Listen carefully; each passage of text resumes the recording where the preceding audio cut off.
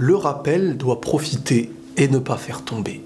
Et si je vous dis ça, c'est parce qu'aujourd'hui on ne fait plus le rappel pour le bien de l'autre, on le fait pour le nôtre. On cherche à nourrir notre ego en utilisant des routes qui sont censées le détruire. Car tout est une question d'ego.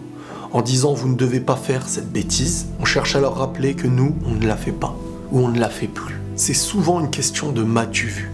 Car on parlera très souvent d'un défaut que l'autre possède et pas nous. Et très rarement le rappel existera lorsqu'une faute est aussi chez nous. Notre ego nous fait croire à ce moment-là, moi j'ai changé.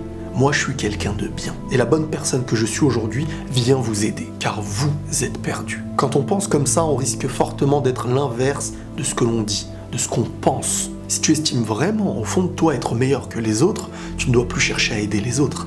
Tu dois chercher à t'aider toi-même. Combien s'essayent à faire des rappels en utilisant des ingrédients qui sont liés à la destruction, de la haine, du rejet, du rabaissement, des insultes? Qui veux-tu attirer de cette manière-là? En fin de compte, tu ne cherches pas à l'aider. Ça en est la preuve par ce que tu fais et par ce que tu dis. C'est comme si quelqu'un, au lieu d'aider la personne à traverser, se voyait l'insulter de ne pas en être capable. Il est aujourd'hui très rare de voir des gens qui parlent à quelqu'un pour en tirer le meilleur de leur être. Car cela demande de vouloir son bonheur, sa réussite, chercher à le voir monter et ne pas échouer. Peut-être même le voir nous dépasser si ce n'est pas déjà le cas. Est-ce que tu es prêt à aider quelqu'un pour qu'il te dépasse? Car à mes yeux, c'est ça de vouloir aider quelqu'un.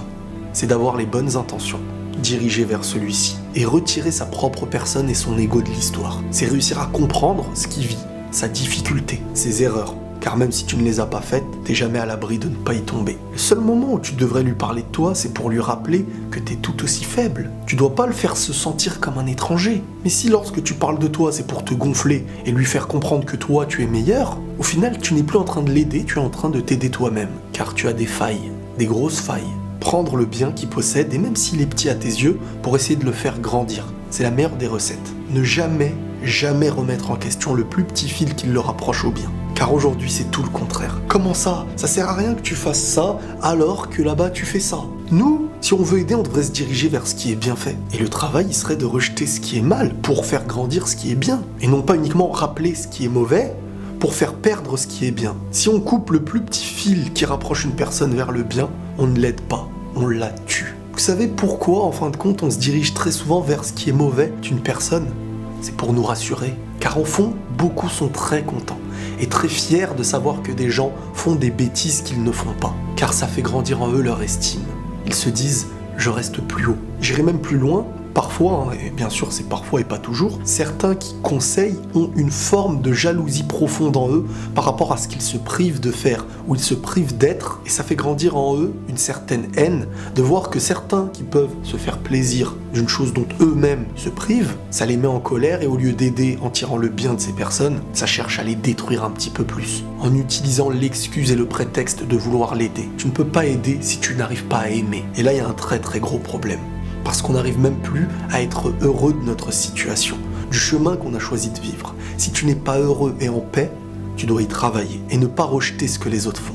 Car à vivre en regardant à gauche et à droite et en ayant de la haine envers celui qui est différent, on en oublie notre propre paix. Car en ayant trouvé sa paix intérieure, on aime même celui qui ne pense pas comme nous. On arrive à aimer, à vouloir le bien même de celui qu'on estime perdu. Faut pas chercher à se donner bonne conscience. Soit on aide quelqu'un, soit on ne l'aide pas. C'est un investissement, pas une mode. C'est pas de la comédie. À toujours chercher le mal qu'une personne possède, on ne l'attirera jamais. Et même si cette personne se met à changer, ce sera pas grâce à nous.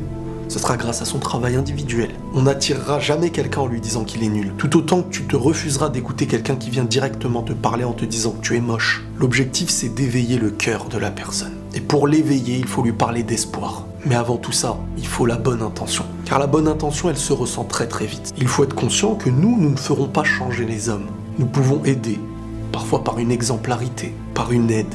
Mais cette aide, elle doit rappeler à la personne qu'il est capable. Aujourd'hui, pour beaucoup, la moindre petite science que l'on possède fait grandir notre ego. Et si on ne fait pas gaffe, il nous fera croire qu'on est supérieur aux autres. Plus la science que l'on possède est récente, plus on estime être le seul à la posséder. Mais avant d'aider, on devrait purifier nos intentions. Car beaucoup à vouloir aider se voient détruire. Et à la première marche que l'on monte, on se sent plus haut que le monde. C'est important de vouloir le bien de l'autre, mais pour le nourrir, pas pour se nourrir. Et si je dis ça, c'est que l'homme aujourd'hui aime tellement rappeler qu'il fait les choses pour les autres, alors qu'il ne prend pas en compte l'impact de ses paroles et les dégâts qu'il a créés. Savoir aider, c'est une science. Et le perdre encore plus, c'est un désastre. Ce n'est pas en rappelant la perdition à quelqu'un que tu lui feras retrouver son chemin. C'est en apportant une direction, accompagnée d'un sourire sincère. C'est en lui disant qu'il mérite de changer qu'il changera. Il doit se sentir encore concerné par sa vie. Elle n'est pas terminée, il ne doit pas l'abandonner. Lui rappeler que celle-ci a de la valeur. Et tant qu'il est encore présent, il peut la modeler. Quelque chose de nouveau, quelque chose de beau. Qu'il en a la force, et on en a tous. Plus tu parles des erreurs des autres, plus elles te font oublier les tiennes. Mais elles existent encore. Et il y a un grand travail à faire. Tu ne dois pas chercher à guider les gens.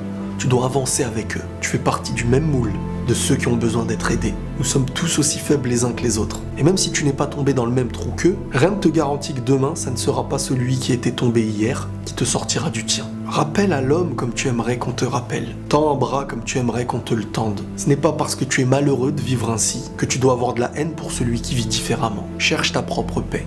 Et quand tu la trouveras, tu pourras aimer avant d'aider. Car à mes yeux, on ne peut pas aider sincèrement quelqu'un avant de l'aimer. Si tu détestes toute femme et tout homme qu'il y a autour de toi, c'est toi qui as besoin d'aide. Si tu regardes toujours le plus petit défaut, c'est que ta vision se dirige toujours vers ce qui est sombre avant de voir la lumière. N'oublions jamais une chose, chaque personne qu'on estime perdue est quelqu'un qui a besoin d'aide, quelqu'un qui a besoin d'espoir. Il faut faire preuve d'humilité car on a tous besoin d'aide. Prenez tous soin de vous et la paix sur vous.